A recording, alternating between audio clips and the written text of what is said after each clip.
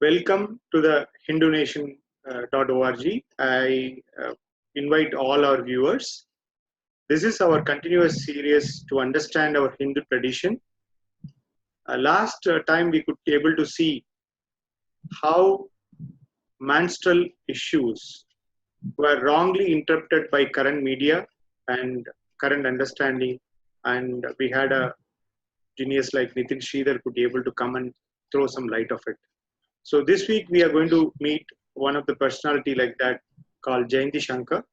She's from Singapore, and she had a beautiful views to share about Rudra Kanyas. See, we all know about Rudra Kanyas. It's been called in a different names in different parts of this country.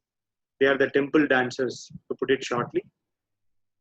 The general view about Rudra Kanyas, what we are getting is, this is a culture, earlier it was existing nice, then slow and steadily it decayed, and it got into the level of prostitution, and there was a rule and law came in 1930 around in the Tamil Nadu assembly, and it got stopped. And this is what the fate of these temple dancers for the last century, we can say. So this is what the idea we have been feeded to, and this is what our understanding is. So we will try to see some research angle from Jayanthi Shankar, that how it started, what was the origin, and there are very beautiful information that how there were a feministic freedom they were talking about, and how this system got picked by Britishers and other allied forces, and slow and steadily it dealt with the results what we are currently seeing. So with that context, I would like to invite Jayanthi to start. Ma, you can just start with a little introduction about yourself and how and why you got into this research, and we can just start from there. Hello everyone. Actually, I have a friend in Singapore. She's a dancer and a teacher, and she's got her ancestral roots in the system of Devdasis. Her great grandmother was the Devdasi directly. She knows her name and how she used to dance, where she used to be from, which temple she's from, and all that. But yet, she couldn't trace exactly the other relatives or blood relations. So, yeah, continue please. So she couldn't actually trace back her roots, but she was very interested all along, and she said she has given up on that. But she takes pride in being, from the lineage of the temple dancers. And she told me she wanted to get her life story written, and she chose me to write, not as a biography, but as a fiction. And in that fiction, she wanted to have this temple dancers as one thread. The other two threads will be a 30-year-old young woman and she, Mridula, but the name will be different in the novel. She said she will be the another thread, main thread, and she wanted to ask me to write 4 to 5 years of her contemporary life, how she experienced something which can be a lesson to the present day modern woman. So I said I will try. I was postponing, and later on last year I took it. Last year I must say, because 1.5 years I have been reading about Devdas. Since there was a thread for the novel that I have to research on, some little bits I had to research. Of course, everyone knows about temple dances and on a generic, broader sense, in the broader sense, which I also knew. But when I had to write, I had to know certain specifics. So I started reading. And that's when I found this is an ocean. And this is Mm. really an ocean. So much, so many scholars have written about the system, and so much have been debated, discussed over centuries. This system, if I'm not wrong, existed in India for 10th century, 9 Oh. to 10th century. When it started, like how was its origin, Rita? Exact origin is pre-medieval, but exact origin date is not yet known. But Thiruvarur temple, Thiruvarur Tyagaraja temple, was the earliest to have this temple dances. Pre-medieval, so around fourth, fifth century, third to fifth. Exact dates differ from scholar to scholar. And then coming to origin, interestingly, I had, when we research so many people's works, we read and we come across so many schools of thoughts. And one school of thought was very relatable, in the sense more genuine, more acceptable, which was interestingly Greek.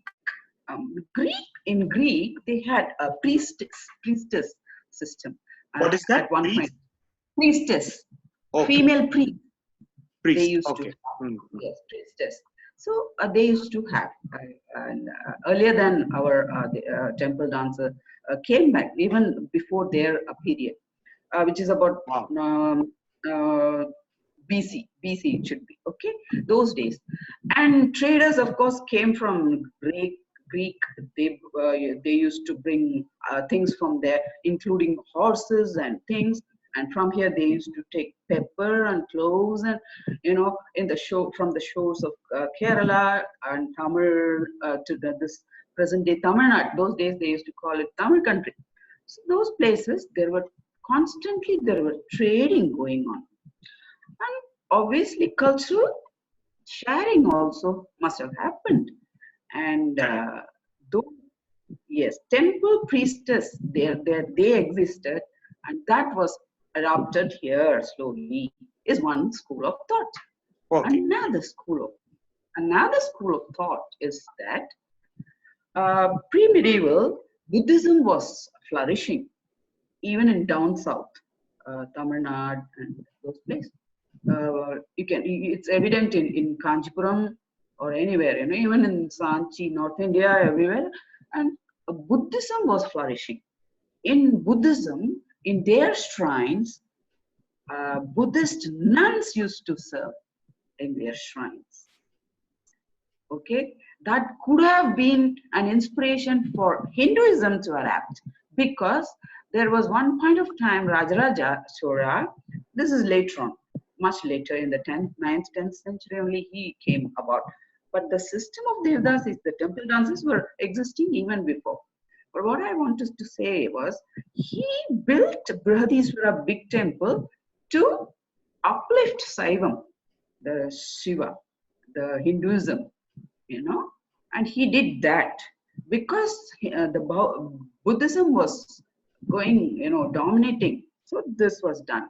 So that can be related. That is one school of thought. So second is done. We did the second. The third is also very much acceptable by many of us. We all know in our mythology, Indra's court, he used to have Apsaras entertaining, Devas and the court. Apsaras entertaining, Gandharvas playing musical instruments, singing. Those things used to be there, isn't it? So the kings, our kings, what they thought, okay, fine, let me adapt that in my court.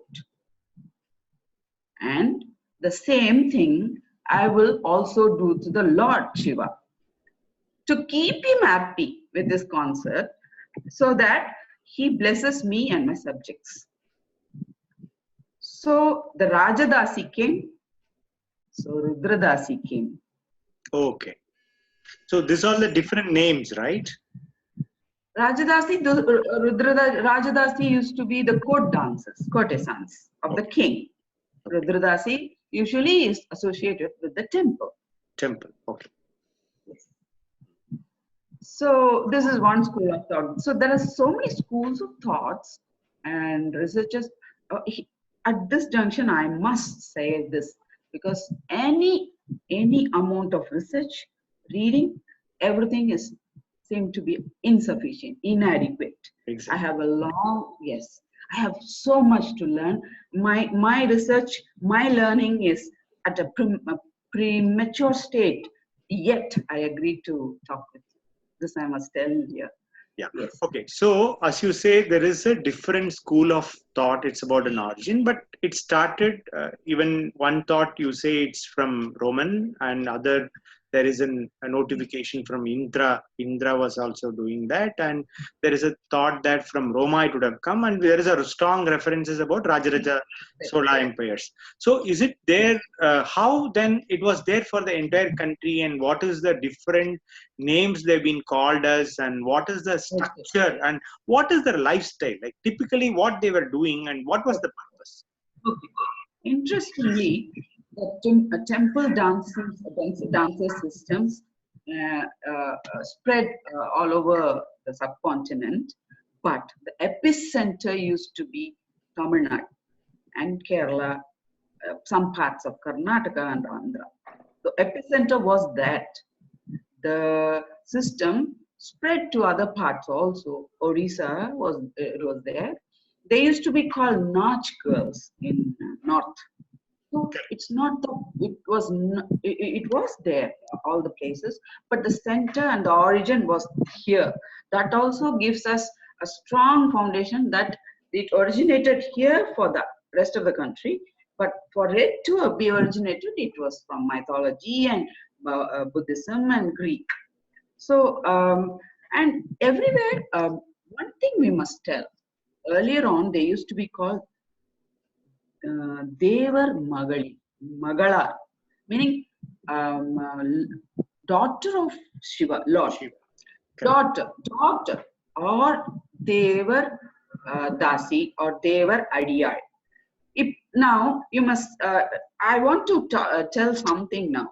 The moment we talk about Devadasi, people would like to call it in English, temple dancer, or they would prefer to call her Rudra Dasi rather than Devadasi. Why not to call her Devadasi? That's what I'm asking. Because Dasa is masculine form, Correct. Dasi is Absolutely. feminine form. Purandara Dasa. Correct. We don't criticize Dasa there.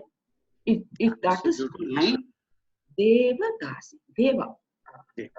God's slave. This we must always. There is nothing to tell, nothing to feel degraded about, low Bad about about the word. exactly. It's not so. Dasi is slave or devotee. That's all. Devotee. Exactly. The right Yeah, translation should be devotee who devotee. devoted their life to Shiva. Purandara Dasa or Tulsi Dasa, we can accept the Dasa. Why not accept this Dasi?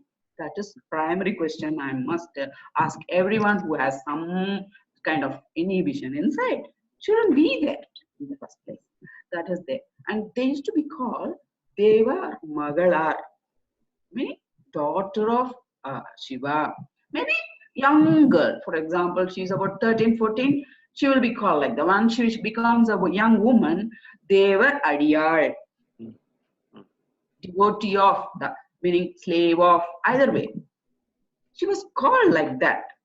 But the earliest term that the inscription is from 12th century from Karnataka, Tamil Nadu border.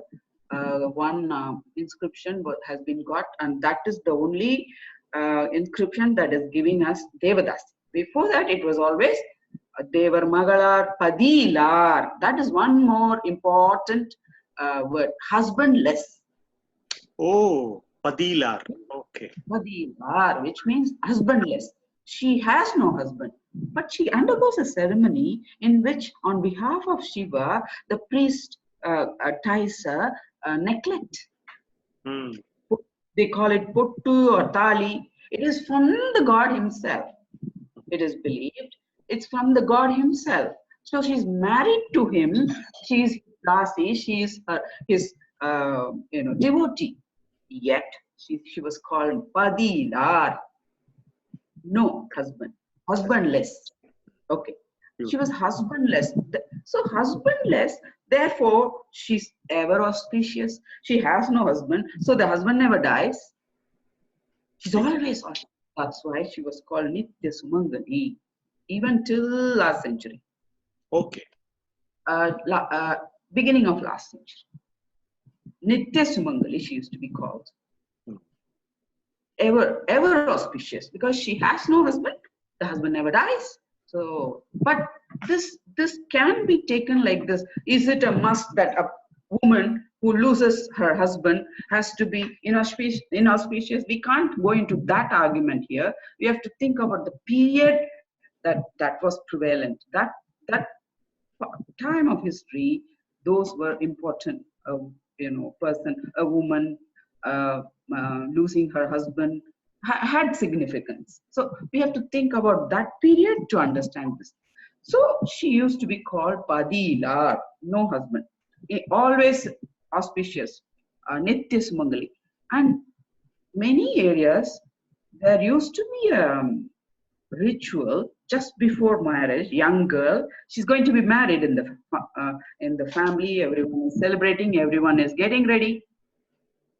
There is one small ritual when the families will send letters of all auspicious and everything with honor, with all music, nadaswaram, everything they will send to the Devdasi.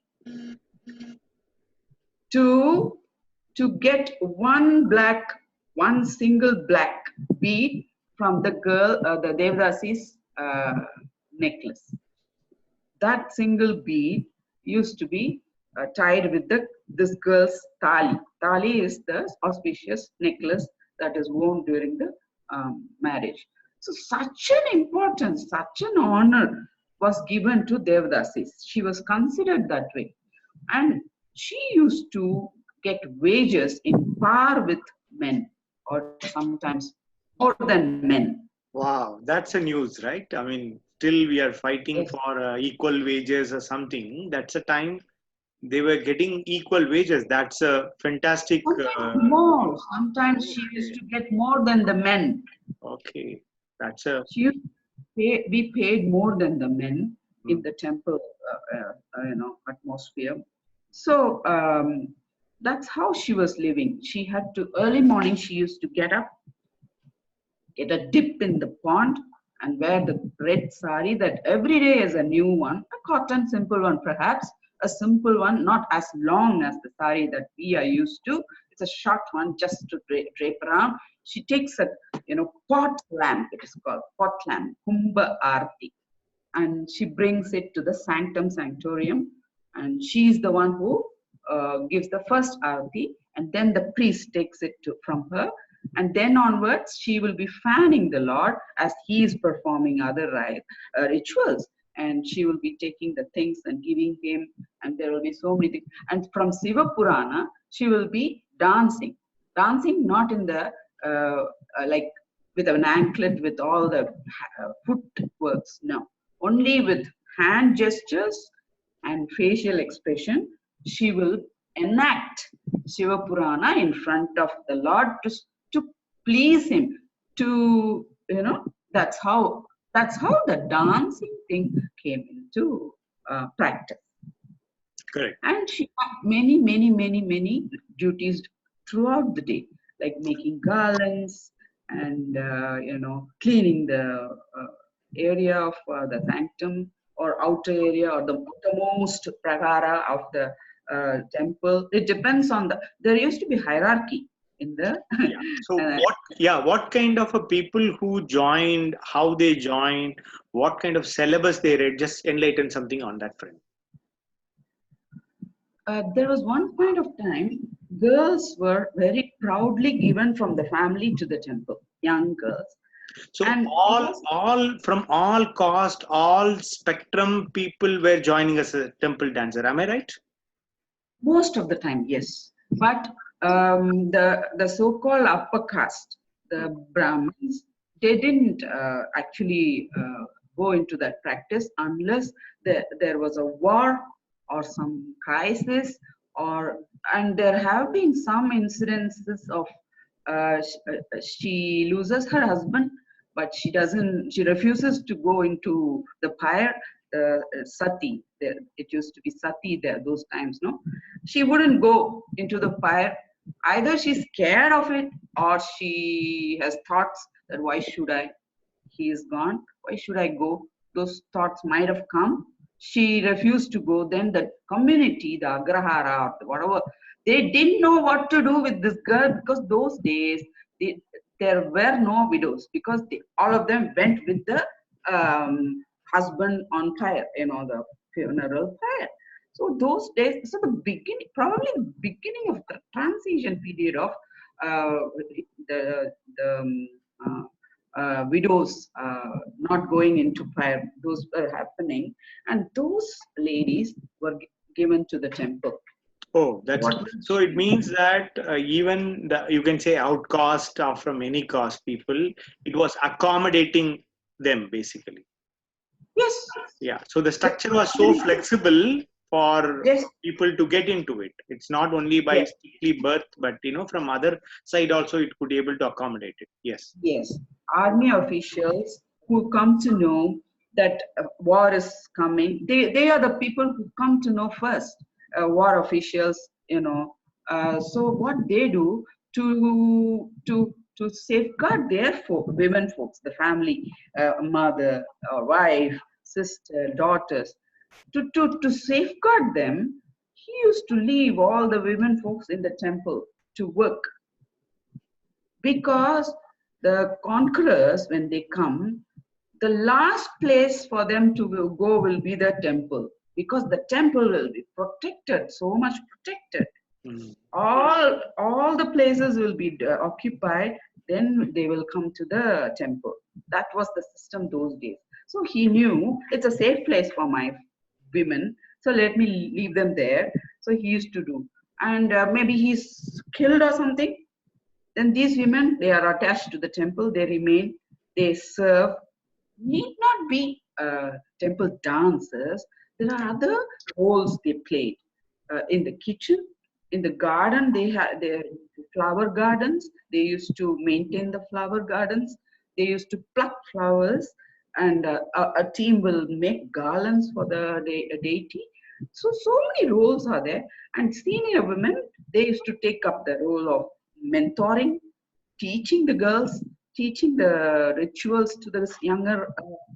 Yeah, elder women will have those roles to play. So the roles were many, many.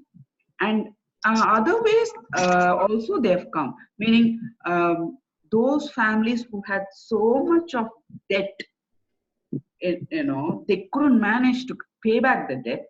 They come to the temple, they sell themselves, himself and his women folk, and that also has happened. Many of them have happened. So that way what happened is he will be working in the land to pay off what the temple has given to that debtor. Then the women folk will be working as serving in the temple. So that way also the community has had many women. So Okay. So what was the freedom given to them? In her lifestyles, what is the choice compared to current system? I understand. I think they have much more freedom. Even I there is a reference from Tarambalji book, Beautiful Tree, when they were doing research across Bharat, early Bharat in 18th century, dance girls, or what we call them, Rudra, they were the well educated lot.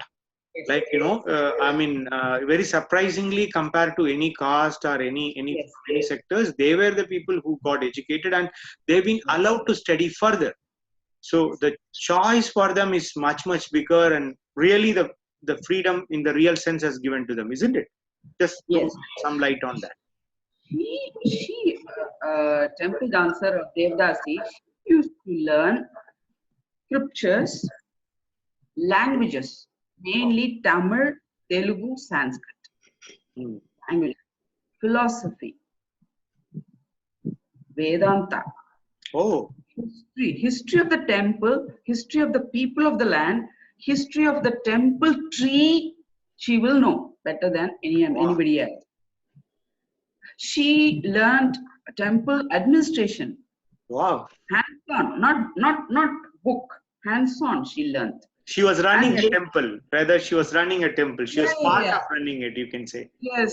So she knew how to organize an event, Oh, a dance event, dance drama. Later on, the Bhagavad Mela and all came. That was later period. But earlier on, they used to dance for with weddings. The temple girls, they were allowed to dance for weddings to earn some money. They used to go, and it was considered auspicious to have Devdasi from the temple dancing for my daughter's marriage. They used to have that kind of honor then. okay. And later on, when the French came to the Pondicherry and all those places, she started learning French. Oh, okay. Wow. Yeah. And first set of temple dancers, Devdasis, who went in the middle of 19th century to France first, then to London. They came back. They could speak French because they went from Pondicherry. Good. She knew languages. She knew the history of the land, and she had properties. She owned properties. She owned so much. One historian, a Frenchman, he mentions in his memoir. He says, where from they have so much wealth and so much money, these dancing women, they have so much gemstones and things. Where from they can get so much, I don't know. So it's there. They have been very well, in the community. They were living well, and they gave back to the society. That is also very important. They gave Exactly. back. They gave back to the society from a one ball of rice donation till up to acres of land donation. Hmm. She used to do so much. So when the even the temples are, when they were in a trouble area, trouble time, they could able to go out and collect a fund, do the performance, and they could able to run temples also. They, There are many they temples could. they saved it, Yes. right? I mean, that's what Yes. note says. Yes. They saved, and there were stories of decline also. Both, we Correct. can't deny. Hmm. There were declines also. So they Yeah. did suffer. That was also there. And there's one story in Chidambaram. Chidambaram, when Tipu Sultan came to conquer. It's a real happening. Hmm. Nataraja need to be saved. Tipu Sultan is coming. He has almost is reached nearby. Uh, Nataraja needs to be saved. How to save was a big issue for the priests. Definitely, the troops will be killing all of the priests and all the temple people. They were only concerned about saving the Nataraja. Now, how to save? One of the main Devdasis of the temple took responsibility. She was given Nataraja, from the main priest to the Devdasi. What she did, she took it. She didn't keep it in her house. She knew they will all come everywhere. She took it to on big tamarind tree, in which there was a big hole. And inside she kept the deity, Nadaraja. Hmm. Every day, she used to take some fruits and some flowers, secretly go there, offer, and pay her respects and go. Few people have seen. They don't know why she's doing to that tamarind tree. They were wondering. They didn't know. Nobody knew. Nobody should know. That's her idea. She did that. Later, all Tipu Sultan came. He killed and he took everything. He went back. And at one point of time, one of the priests comes searching for her. She's dead. Oh. But a few people who saw her respecting that tree, they were just mentioning, he goes there, he finds him, he's safe there. Nataraja is safe there. He was taken and he was reinstalled there in the temple. This is one happening, really happened. And any temple, the god, when there is a conqueror coming, the main deity is secretly put in an underground or even under the earth, under the have you read this Idol Thief, that book he has written, Vijay Kumar? Yes, he has written, he has written in the first chapter. It is there is a shloka. There's a shloka when they are burying the Nataraja under the earth to keep him safe. So when they come, they kill whoever is remaining in the village. Later on, will take and unearth and keep. We are able to get so many under the earth. You see, nowadays also, even today, we get from the earth, under earth. What I was coming to tell you now is that there was a shloka to tell the Lord, you please stay there. I don't have any other choice but to keep you under earth without any daily ritual and all. So I have to keep you here under the earth. They tell the shloka and keep and close. It's there.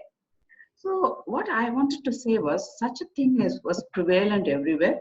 But in Chidambaram, this Devdasi saved Nataraja from enemies. There is one. So and one Devdasi, she is from Pondicherry area, near Pondicherry. Her name is Ai. Ai. Have you heard? No. Okay. Our Tamil Nadu emblem has Srivillibutur, a temple. The structure of it, isn't it? Each place has. Pondicherry government has Ai Mandapam. Oh. Ai was Devdasi. Devdasi. Oh, okay. Even today, Pondicherry, you must go later on Google and see. Ai Mandapam is the emblem of Pondicherry government. Ai Mandapam was built by a French Napoleon III. He was so impressed by the story of Ai. What did she do? Ai was near Pondicherry. She has a story. That time, Krishna Deva Raya, 15th century. He comes from the that side, maybe Karnataka side. From there, he's coming with all his big group. When he is coming to visit a few people, after he has visited, he's returning. He comes across a little far away. He is able to see a big, large palace.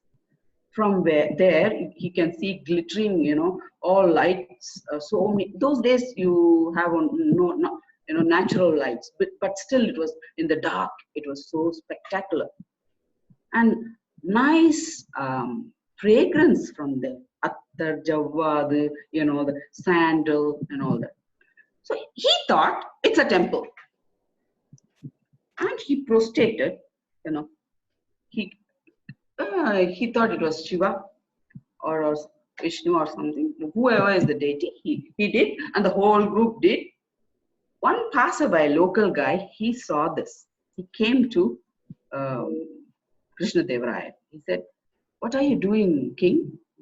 King said, "Temple." It's not a temple. It's Ai. It's Ai's palace. Wow. It's Ai's palace. Who is Ai? She is Devdasi. Wow. Krishna Deva was angry. He got very angry. He said, "Call her this minute." this palace need to be demolished. You know, in that place we will make a big reservoir or pond for the people. This need to be demolished. She came out of her palace. She said, "It's not my fault. You thought it is a temple.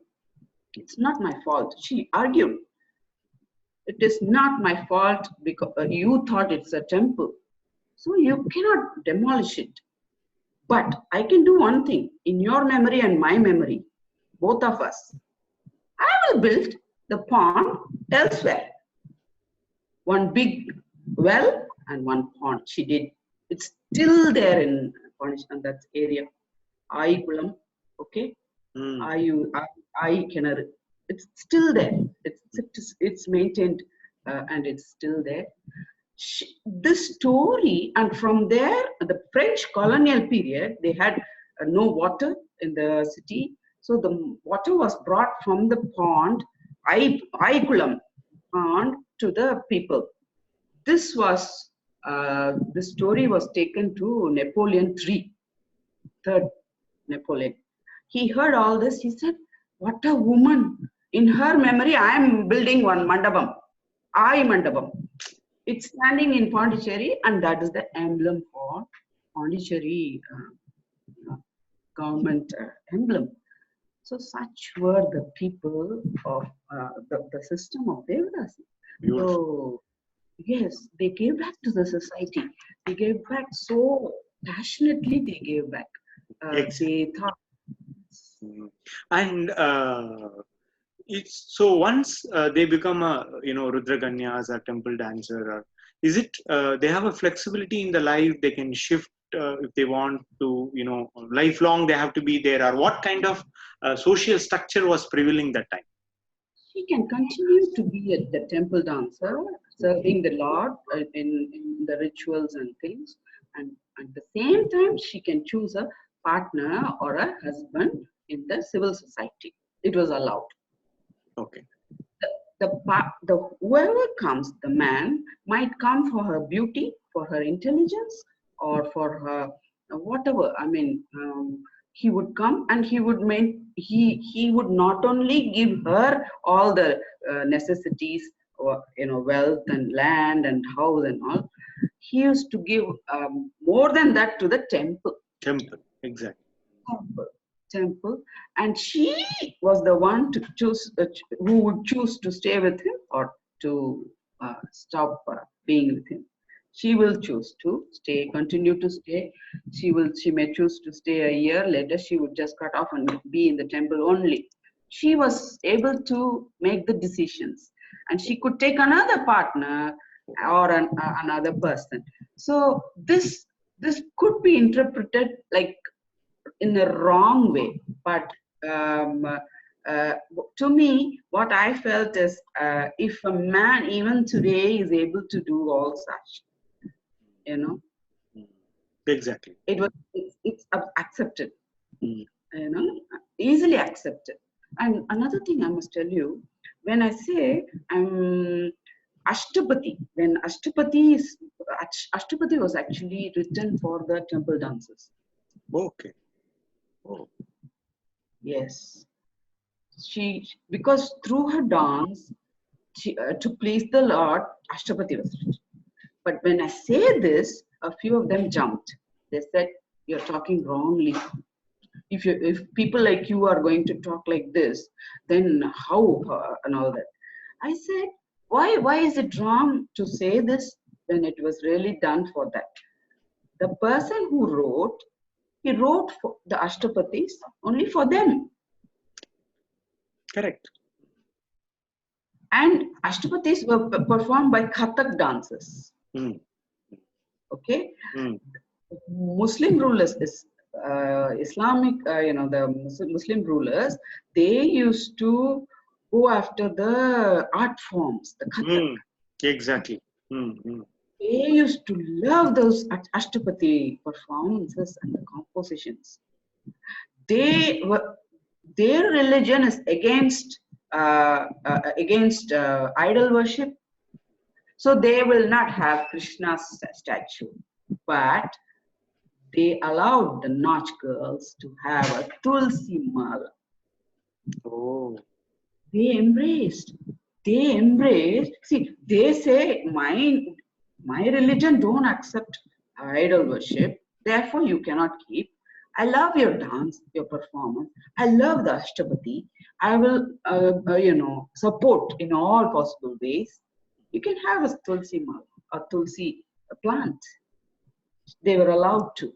So such were the people who promoted art. So Devadas is temple rituals alone were not their life.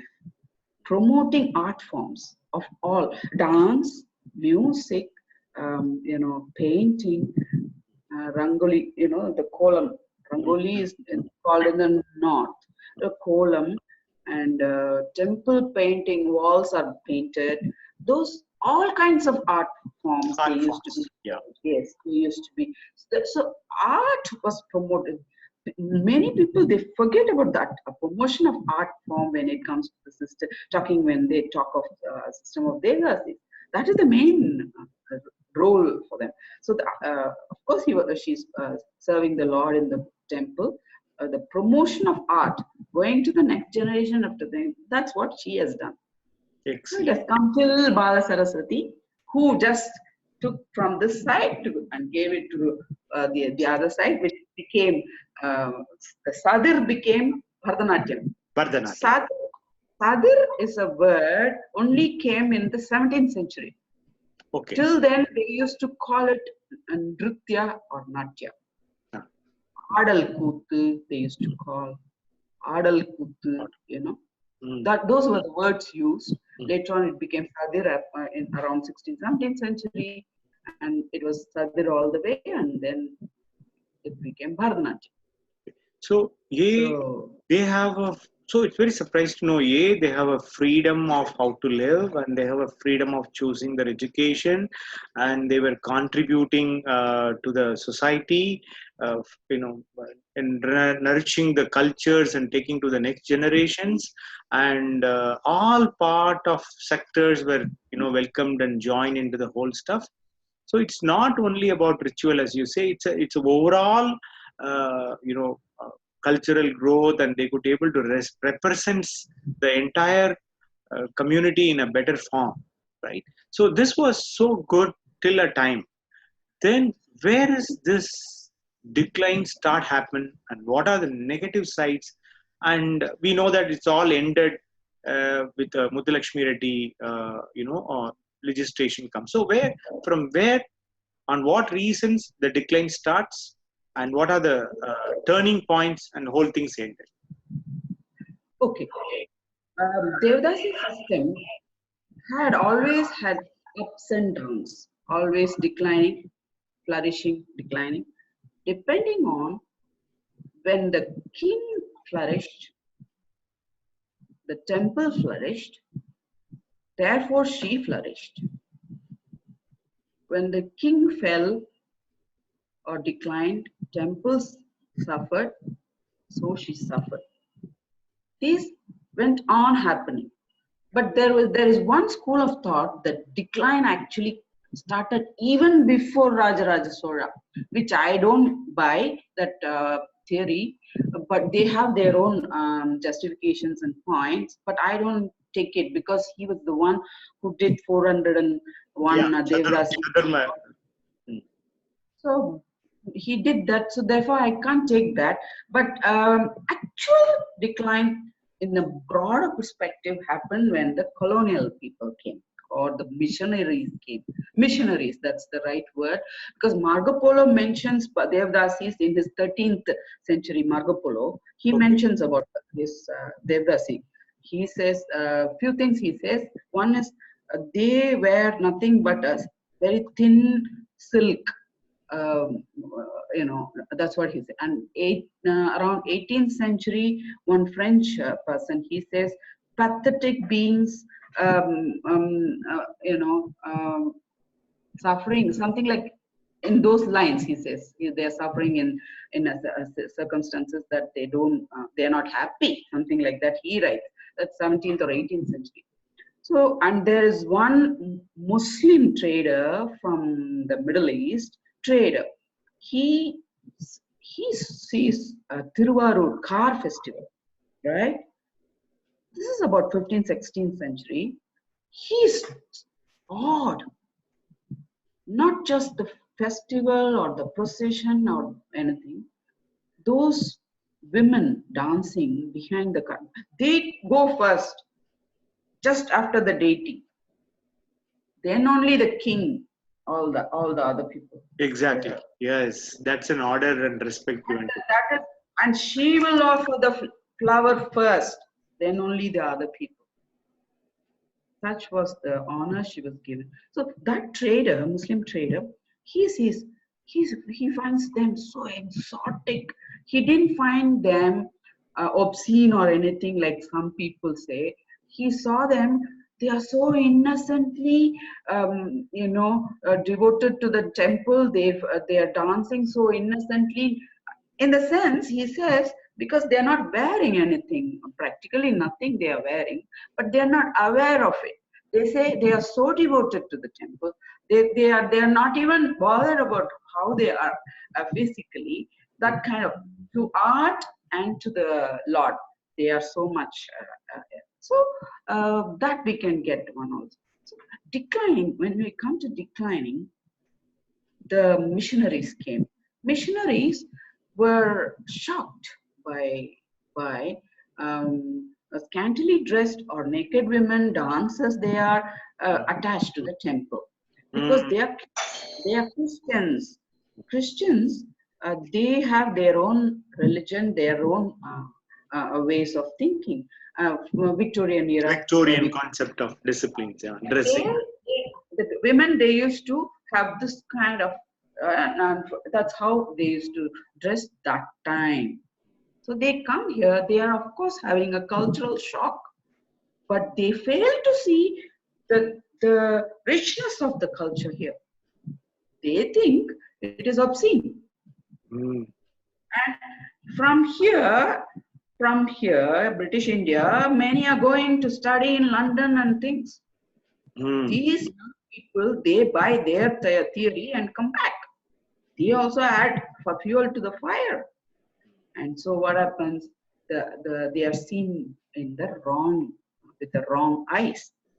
And lots and lots of damages are done. But we cannot deny one fact. At one point of time, the abolition time especially, what happens was, during abolition time, many Devdasis were, they were stranded. They didn't know what to do, where to go. Children of Devdasis also. Missionaries, in spite of all the damages done one side, they founded shelters, homes for these people. That we cannot deny. This happened, this also happened. Correct. And around 1892, Madam Tenner, she's the first one who spoke up against the system. Okay, so what was her remarks? From Madras province, she goes on a signature camp. She gets many people signing, and she's sending to, this is 1892, okay? She's sending to Queen Victoria, London. And we are talking Victorian thoughts and all. Here, Queen Victoria is displaying to us a secular kind of thinking. What she said, I'm not interested in interfering with the affairs of the other religions of other nations under my empire. Okay, she's rejected. She's rejected it. It should not. Rejected it. So this lady is this lady is from a missionary, basically. We have to check. She does this 1892, March 23, 1893, Queen's thing comes back. She's rejected. So they file it in Madras province legislation. That's how the abolition takes years and it's abolished. The first thing that was abolished was they are not supposed to be dancing anywhere. Okay. And so they said you are not supposed to dance anywhere. That is yes, something, cruel because stuff. yeah, the exceptions were there who really were into prostitution. That would have been there, but the whole community was said to be doing the same, and they were prevented from performing.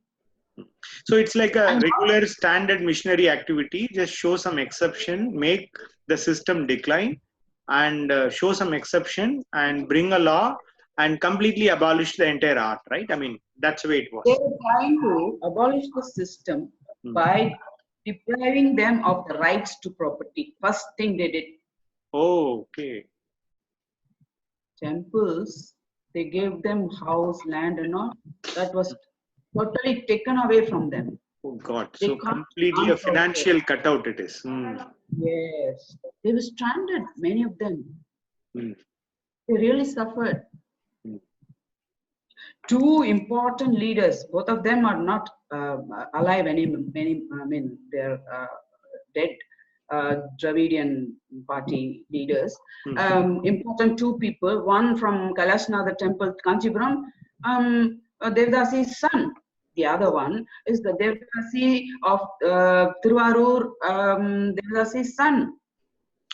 This is. Are you saying this is Pakka record? The two Isai Velalar family they are from. One is from Telugu family. Yes, this Isai Velalar is a term that was given in this period only, abolition period. They took that to sanctize themselves, rather than it was never prevailing before that. So what I mean to say is these two leaders' background is totally hidden.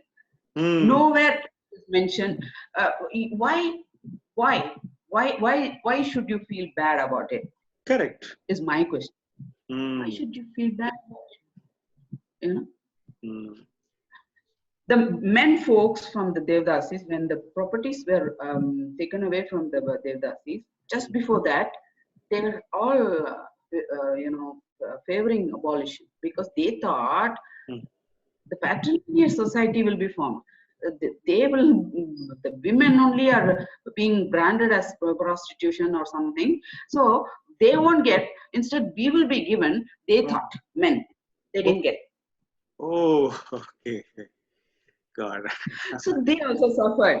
They were all nattunas, musicians, percussionists, and those people of the same community. The idea later on was to merge them with the mainstream community, but it was not easy.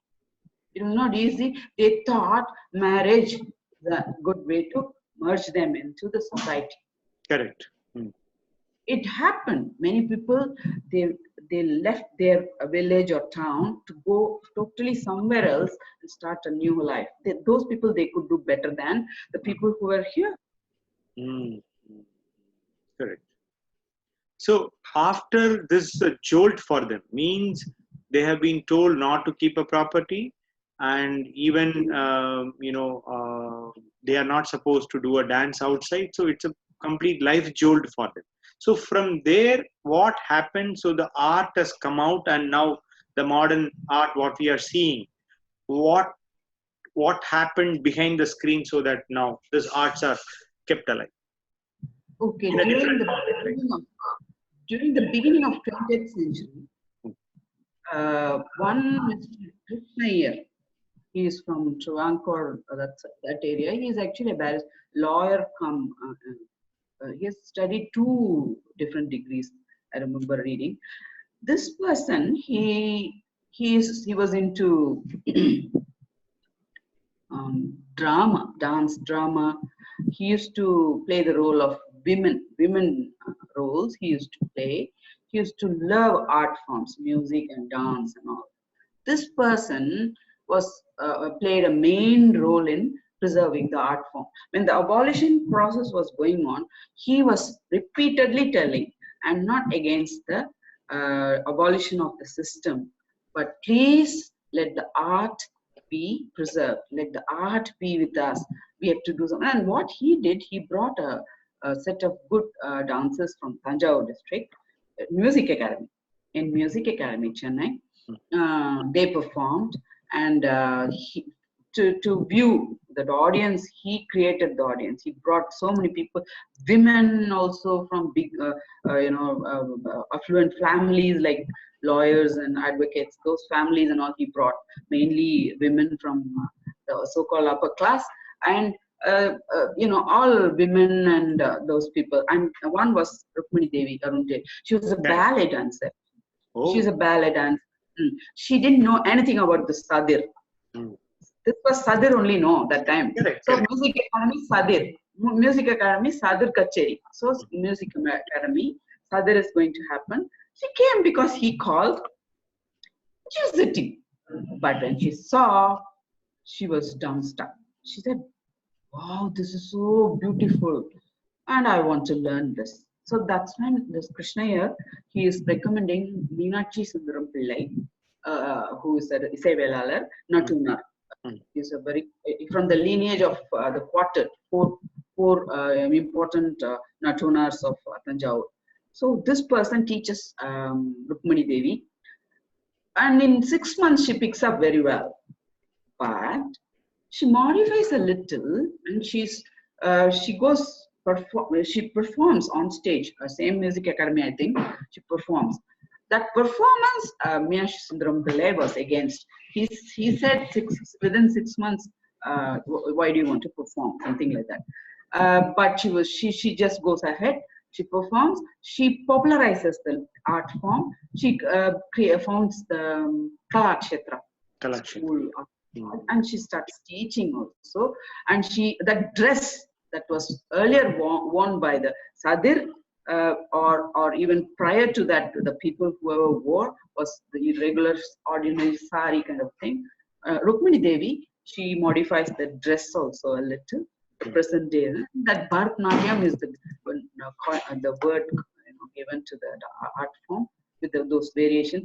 Bala Saraswati and Rukmini Devi were contemporary. Bala Saraswati is end of the Devdasi system. She is the beginning of the Bharatanatyam.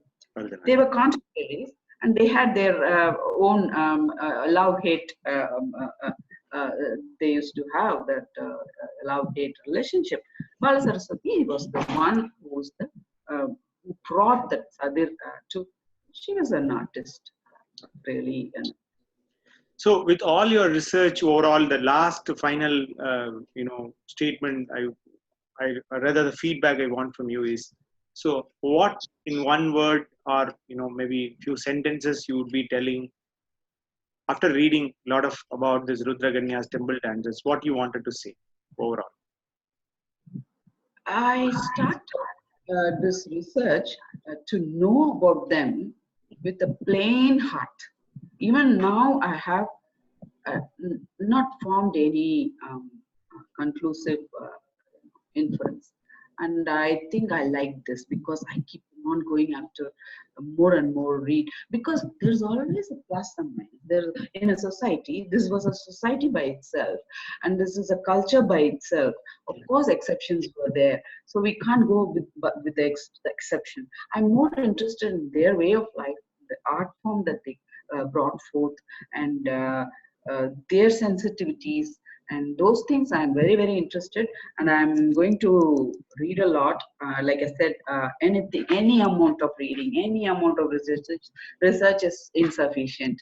So I'm about 1.5 decades back, I did a research on Chinese women. Okay. A book has come. I don't know whether you remember, because I happened to Do you remember? So, because I did a essay on the Chinese culture, the Hungry Ghost Festival, in which they said women and the women ghosts don't have offerings. Then I thought, what is the state of Chinese women then? Even in a ghost also, men ghosts will have offerings. Women ghosts will not have offering during the Hungry Ghost Festival.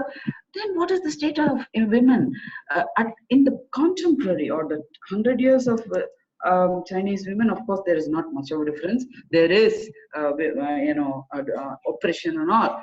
But when I went reading, I I thought, my God, so much. That is how I'm feeling now. That time I got to know Chinese woman, ancient Chinese woman, how she was, what she went through. Now I'm able to know our ancient Tamil woman, what she went through and how she lived. And I'm learning a lot. I'm researching a lot. I want to do a lot. And micro fraction of these only I'll be using for my fiction. I understand. Yes. So much. Yeah. Yeah. So, but we can say, like, compared to the current contemporary stage, even the image which has been given to us of the women's suppressions, or they have not been given for studies, or there is no inequality. I think that is all not as correct as what we are talking about when we are reading Rudra Kanyas, right? I mean, there were yes, these are the trees out of the seeds sown by the Christian missionary. Okay. Earlier on, it was not like that. For example, imagine a contemporary man or a woman also from the east going to the west. Now, going to the west and talking about a woman dressed low cleavage, or even a bride, you can say, because bride in the West nowadays, they believe how much ever you're revealing, that much you're proud of your body. Correct. They are proud of their body now. Correct, exactly. 1 or 2 centuries back, he crushed our woman, body shaming, but now they are proud of their body. Same Christianity. Exactly. So we were the culture, we were allowing. We were ahead of in civilization. We were ahead of, but they crushed us. So this is what happening in every field. They come, they saw it, they crushed us. Like what Mahatma Gandhi was saying, it's a beautiful tree. Like they just, in the name of research, they went in and took our seed and just seeing, and they spoiled the tree. This is what happened to education also. This is what happened to art also. And every time in the name of research, they do research and spoil the system, and they bring back the system. Now, if you see, they are going the clockwise, and they come back and in name of they will body introduce politics, to feminism, us. and everything. Yeah. They will introduce turmeric to us, as if we don't know. They will introduce the neem leaves to us, or the moringa leaves to us, as if we didn't know. They will do what? Those people who came here, if they had that secular mind of the Queen Victoria, our culture would have been a little different. I'm thinking. I mean, those who came they were only Christians. Correct. Missionaries with the purpose of. They saw they saw the body of the dancers as obscenely. They saw, whereas you see, today we go there, we don't see like that. Today the same Christianity is accommodating all this. Isn't it an irony? And the same guy who crushed the Devadasis, he, during abolition, during the First World War, what he did do in bunches, he kept in the camp for his own use, these Devadasis. Oh. He cut off their hair. Who is it? So that he can identify these girls when they are going in a market or somewhere. They can identify, oh, he's from our camp, go back. They don't want any relationship with the local men. They used. So they used Devadasis for. Yeah, because they were stranded those days. Can you Correct. imagine? Mm. They were stranded. They had nowhere to go. Imagine a woman, 30 years, she has a 15-year-old girl. She's ready to give that girl to the camp. Camp, they are ready. She's a fresh girl. Okay. Because some money she can get. This mother is stranded. And, yeah. They exploited. So much has happened. So much has happened because of the intrusion of the missionaries and things. No doubt, the missionaries and colonial people did. They gave us language. They gave us a system of library. They gave us so much. They did. We don't deny, but they took or Yes, snatched it took snatch our culture. thousands of times. Yes. Yes. Thank you so much, Jayanthi. It was absolutely informative interview. I'm sure it will be completely, enlightening so many dark side of Devadasis and temple dancers. And we wish you to continue your research and contribute more and more on this topic. Thank you so much. Thank you, Mani. Pleasure. Thank you.